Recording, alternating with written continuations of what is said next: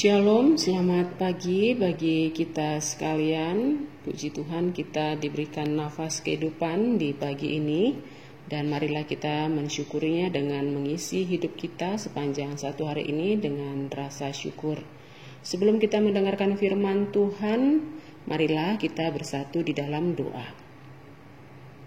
Terpujilah Engkau Bapa yang telah memberikan nafas kehidupan kepada kami, yang menyambung nafas kami untuk pagi hari ini, dan kami mau mengisinya dengan seturut dengan kehendak-Mu. Oleh sebab itu kami mau mendengarkan firman-Mu yang menjadi bekal dalam hidup kami. Berfirmanlah Engkau, kami telah siap mendengarkan. Dalam Yesus kami berdoa. Amin. Saudara-saudari yang dikasihi Yesus Kristus, firman Tuhan menyapa kita di pagi ini tertulis dalam kitab Mazmur 138 ayat 7. Jika aku berada dalam kesesakan, Engkau mempertahankan hidupku. Terhadap amarah musuhku, Engkau mengulurkan tangan-Mu, dan tangan kanan-Mu menyelamatkan aku. Saudara-saudariku sekalian, salah satu tokoh Alkitab yang hidupnya senantiasa dikelilingi ancaman musuh adalah Daud. Mulai dari masa mudanya, hidupnya berdekatan dengan ancaman maut. Mulai dari tugasnya sebagai seorang gembala yang berdekatan dengan binatang buas demi menjaga keamanan ternaknya.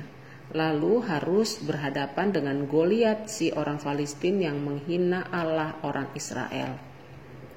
Kemudian muncul pula Raja Saul yang karena cemburu dengan popularitas Daud, saban hari memikirkan strategi untuk menghabisi hidup Daud.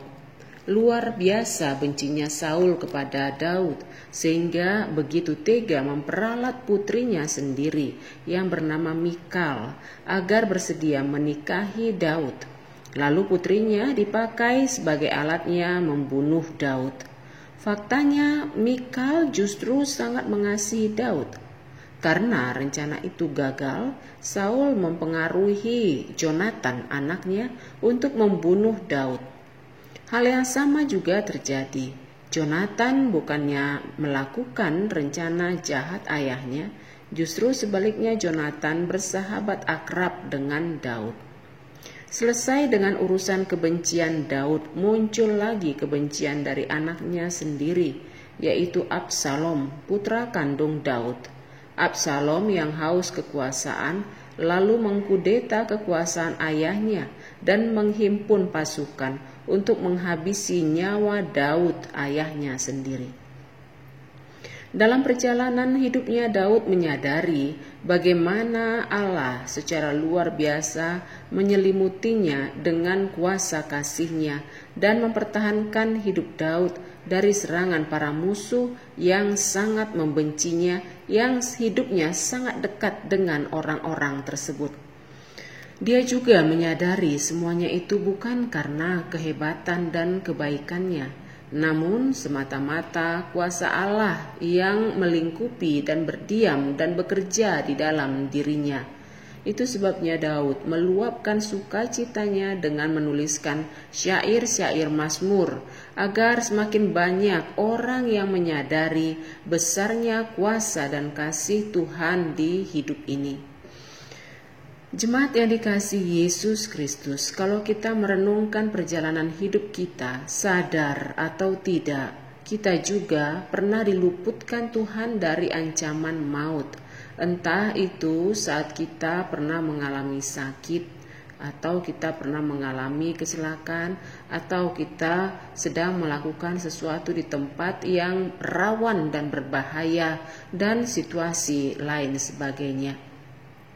Dalam kesadaran itu maka perlu kita renungkan apa yang disebut dalam syair di buku ND nomor 68 ayat 2. Di situ dikatakan, di udut hodo hosaki paida idaau, manang adong parbuen ni naniulam diau, hape jot jot tar hirim ho parbuei dang oloro.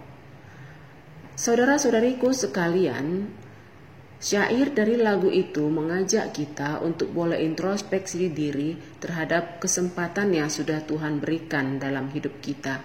Apakah betul hidup kita ini sudah membuat Allah bersedih karena kita tidak menunjukkan buah-buah perilaku yang dinantikan Tuhan dalam kehidupan kita?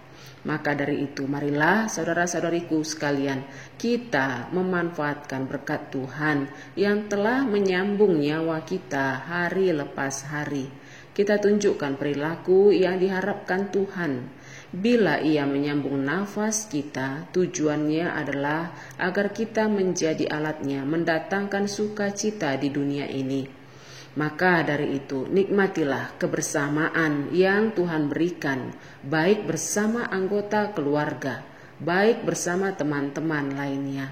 Bila bersama dengan anggota keluarga, kasihlah anggota keluarga kita dengan ikhlas, dengan betul-betul sepenuh hati, agar kita bisa menikmati kebersamaan yang masih Tuhan berikan di tengah-tengah keluarga kita. Bila kita diizinkan Tuhan hidup dalam komunitas, marilah kita memilih komunitas yang sehat, yang bermuatan ibadah, yang saling menguatkan, bukan saling menjatuhkan. Sebab Tuhan sudah menolong kita saat kita jatuh, saat kita juga dalam ancaman. Maka sekarang marilah kita menjadi manusia yang tahu bersyukur dengan cara menghargai hidup ini dengan bijaksana dan juga menghargai kehidupan orang lain. Amin. Marilah kita berdoa. Terima kasih Tuhan, Kau telah sambung nyawa kami. Pada saat ini Kau telah ingatkan kami supaya memanfaatkan kesempatan yang Kau berikan kepada kami, agar kami menghargai hidup kami dan juga menghargai kehidupan orang lain. Dengan demikian kami semakin paham bagaimana bersikap, bertutur kata di dalam kehidupan kami sehari-hari. Berkati seluruh jemaat-Mu yang sekarang dalam kondisi sakit, berkati mereka yang sedang dalam kondisi cemas, berkati mereka yang sekarang juga sedang dalam kondisi sukacita, supaya apapun situasi kehidupan kami saat ini, kami yakin Engkau senantiasa melihat dan menunggu kami, agar kami dalam kehidupan kami ini merespon belas kasihan-Mu dengan cara berperilaku yang lebih baik lagi. Mampukan kami Bapa untuk melakukan firman-Mu. Dalam Yesus kami berdoa. Amin.